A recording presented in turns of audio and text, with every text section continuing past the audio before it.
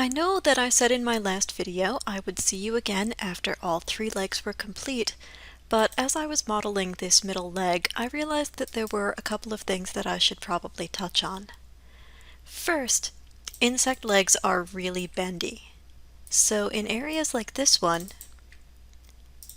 I'm going to be sure that when I bridge, I adjust my bridge settings.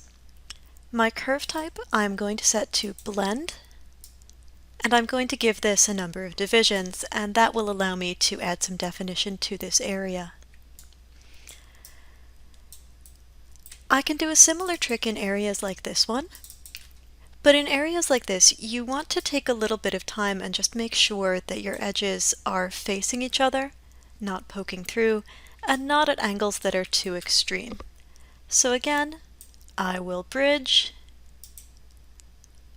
set my curve type to blend, and adjust my divisions so that I get a smooth, even transition.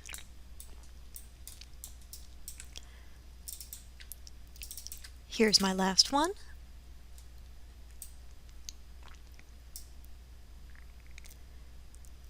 This I probably don't need quite so many, but there we go. That'll be a nice foot. Now these 2 areas I'm going to do just a normal bevel.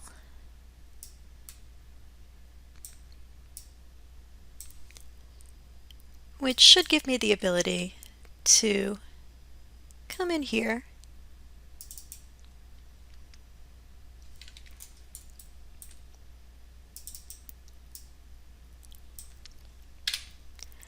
and create nice little socketed areas. In places like this top knee, if I look at my drawing, I've actually got a much more pronounced section here. So I will bevel these 2 outer pieces.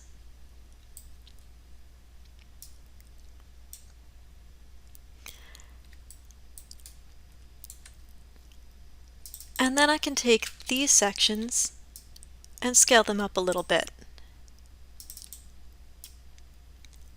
And that should give me the contrast that I need in this area.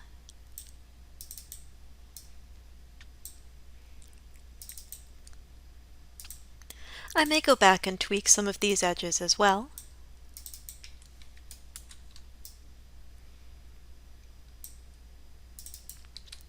If I want to get all of the volume in this that I have in my drawing, I can still go through with my Insert Edge Loop tool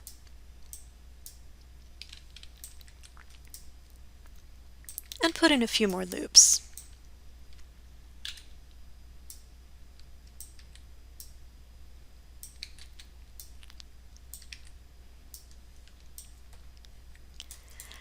Last in my drawing, I have a little bit of detail in this foot. So I'll take these 2 edges,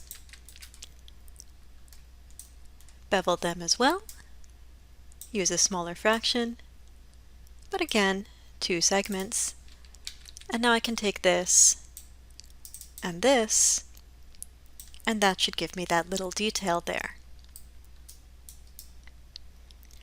I prefer this method to setting up a curve and extruding along the curve because I think it lets me take each section in turn, whereas sometimes extruding along a curve just gives you a big chunk of edges to work with.